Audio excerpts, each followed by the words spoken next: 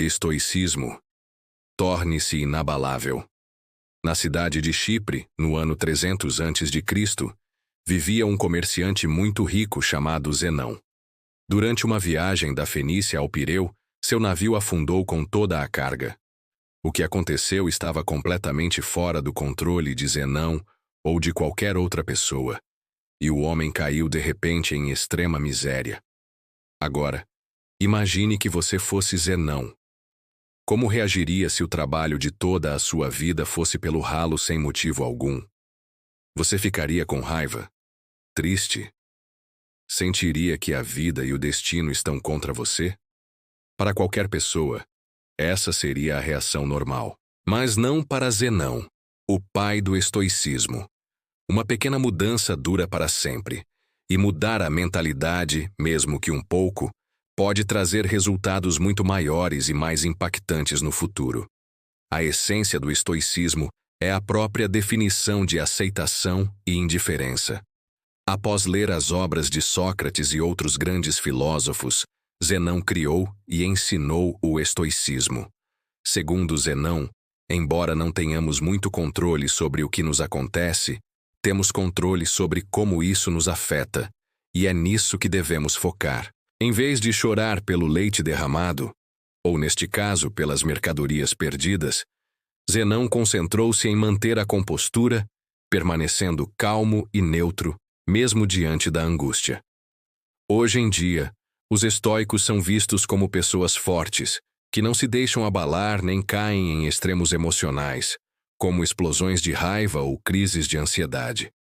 Mas a ideia original do estoicismo vai muito além disso. Mais do que uma forma de descrever pessoas sem emoção, o estoicismo é uma maneira de ver e entender o mundo. Um modo de vida que perdura há séculos. A filosofia estoica pode ser aplicada às situações atuais da mesma forma que era aplicada há milhares de anos, com benefícios igualmente poderosos. O estoicismo nos permite processar emoções negativas de experiências indesejadas e transformá-las em pensamentos que nos oferecem uma perspectiva única do mundo. Equívocos modernos sobre o estoicismo. A perspectiva é tudo, e cada pessoa tem uma diferente, o que se traduz em formas distintas de ver o mundo. Como os estoicos ensinavam filosofia em locais públicos, sua ideologia se tornou conhecida. Eles acreditavam que os princípios estoicos podiam beneficiar qualquer pessoa. Por isso não fazia sentido esconder esse conhecimento atrás dos muros de uma escola ou dos pátios de um palácio. Como resultado, todos, do escravo ao imperador, podiam aprender e tornar-se estoicos. E foi o que aconteceu. Entre os mais notáveis estoicos da história estão Epicteto. Seu nome significava adquirido, e ele havia sido escravo. Sêneca, um renomado estadista. E Marco Aurélio, imperador romano e um dos homens mais poderosos da história. Os primeiros estoicos praticavam o que pregavam, evitando toda forma de segregação e combatendo a desigualdade. Foram eles que criaram a palavra cosmopolita, que significa cidadão do mundo. Hoje, ao ouvirmos essa palavra, pensamos em cidades como Nova York, Toronto, Dubai e Londres. Esse era o tipo de unidade que os estoicos pregavam. Mesmo numa época em que isso não era comum, permitia-se às mulheres aprender livremente filosofia e tornar-se estoicas. Então, por que tanta gente adota o estoicismo como estilo de vida? Por que as pessoas adotam o estoicismo como modo de vida? Num mundo cheio de acontecimentos inesperados, as emoções tendem a atrapalhar. Na verdade, não ficamos tristes porque coisas ruins acontecem. Ficamos tristes porque não as esperávamos. A chuva é positiva. Irriga plantas, fornece água ao gado, mantém o clima fresco e úmido. Mas quando uma nuvem escura te pega de surpresa sem guarda-chuva, nunca é uma boa experiência. Então, por que não choramos sempre que chove? Porque, embora indesejada, compreendemos que a chuva é natural e inevitável. Não podemos controlá-la. E sabemos que, como vem, também passa. O estoicismo nos ensina a aceitar algo semelhante. Devemos esperar que tudo de ruim que possa acontecer, de fato aconteça. Imagine o pior resultado e fique em paz ao saber que ele é possível. Exercício de desconforto voluntário para desenvolver resiliência mental. Um dos exercícios estoicos mais conhecidos é o desconforto voluntário, criado para aumentar a gratidão. Dormir no chão, tomar banho frio ou comer apenas batatas por alguns dias. Essa prática ajuda a compreender que, por mais difíceis que as coisas sejam, você sobreviverá e, com a mentalidade certa, pode até prosperar. Suportar essas situações prepara indiretamente nossa mente para futuras adversidades. No mundo atual, onde a publicidade nos atinge a cada segundo, somos levados a acreditar que sem certos objetos, aparência ou dinheiro, jamais seremos felizes. Essa mensagem é mais importante agora do que nunca. Nascemos sem saber nada. Crescemos aprendendo em casa, na escola e observando o mundo. Essas três fontes nos ensinam de formas diferentes, mas a pergunta é: precisamos absorver tudo isso? Ao fazer isso, podemos estar criando expectativas irreais, o que nos deixa, no fim, desapontados e insatisfeitos. Essa não é uma boa forma de viver.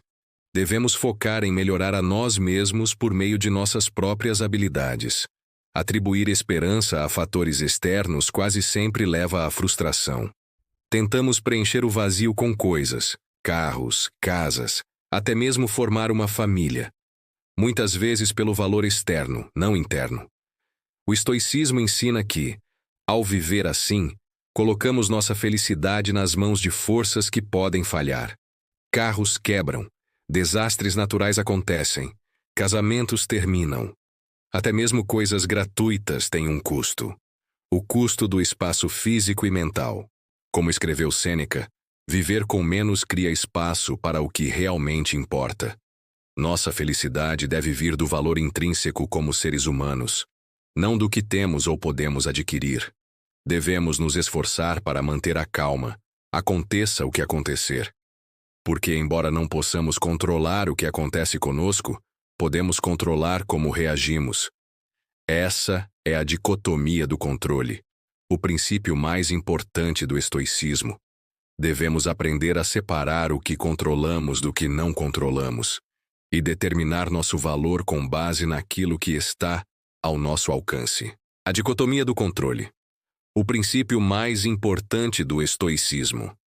Fazer vídeos para o YouTube é muito mais fácil do que ser imperador romano. Mas ainda assim pode ser desafiador. Criar a ideia leva uma eternidade. Depois, você pesquisa e descarta tudo porque parece uma bobagem, e recomeça. Escreve o roteiro, revisa, edita, grava, faz a miniatura e tudo mais antes de clicar em enviar. Tudo depende de você. Até esse momento. Depois, o poder está nas mãos do algoritmo do YouTube. Mesmo assim, muitos julgam o sucesso de um vídeo apenas pelas visualizações ou seguidores, métricas que, em sua maioria, estão fora do seu controle. Os estoicos ensinam que devemos julgar o sucesso com base no esforço dedicado, não no resultado das esperanças externas. Confie no processo. Pense em alguém que trabalhou duro por 6 meses e agora acredita merecer uma promoção. Ele apresenta um relatório impecável ao chefe. O chefe agradece, mas nega a promoção. A pessoa vai para casa se sentindo um fracasso. Não considera que o chefe poderia estar de mau humor, que outra pessoa era mais qualificada, ou que a empresa está sem dinheiro. Se tivesse valorizado apenas o próprio esforço e seguido trabalhando para alcançar a promoção, poderia estar mais feliz. Essa mudança de mentalidade é crucial.